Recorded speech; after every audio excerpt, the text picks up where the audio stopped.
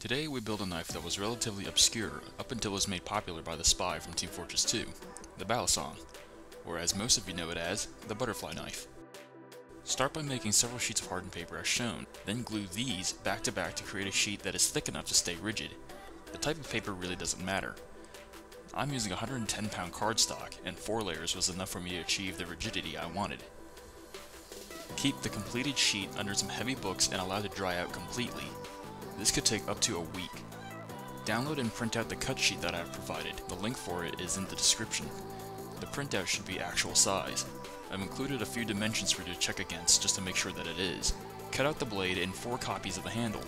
Leave the latch alone for the time being. We will be building a much better looking one later. Using a drill or a Dremel tool with a 1/8 inch drill bit, drill the holes for the tang pin, pivot pins, and latch pin as marked in the drawing. Do note that the handle in the drawing is for the bite handle, so remember to exclude the extra holes at the bottom for the safe handle. Using the same sheet that you cut the blade from, cut 2 thin strips that are about 3 mm in width. Then glue those to another sheet of hardened paper that is at least 1/2 the thickness of whatever thickness that you cut the blade from. Then cut those out. We are going to use this to make the spacer used to create the channel where the blade will fold into. You might have to experiment with this depending on the thickness of paper you are using. This creates a loose enough tolerance in the handles to allow the blade to freely pivot. Using Q-tips as the pivot pins, I marked out the clearance needed for the tang, then measured from that mark to the end of the handle. You will need to cut both spacers to be 1 cm shorter than that measurement in order to form the locking channels for the latch. Glue the spacer to the edge of the handle as shown.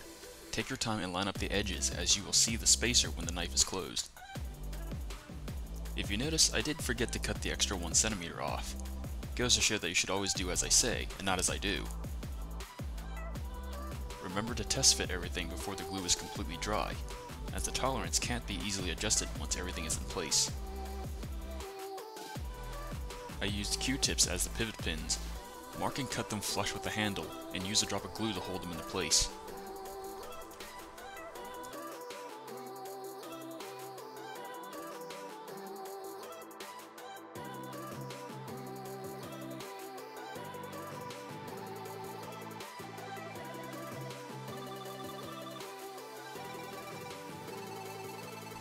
To make the latch, I cut a strip of paper that is 1 cm wide by 8 cm long from a sheet of hardened paper that was a single layer thick.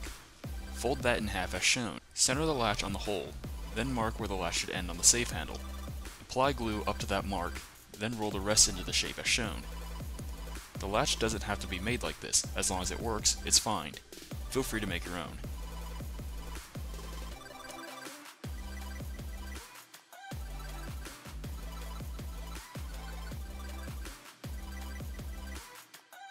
Remember to test fit and adjust as needed. At this stage, try and see if you can open the knife without it binding on the handle. If it does, that means the paper wasn't fully dried and had warped at this point. You can add more spacers and have it disguised as a latch gate in order to correct for this issue. I do address this in more detail in my build vlog for this project, so feel free to check that out if you're having issues. Remember to like if you liked the video, dislike if you didn't. Feel free to leave a question or comment, and subscribe if you haven't already to see more tutorials like this one. You can also follow me on Twitter for behind the scenes pictures for future projects.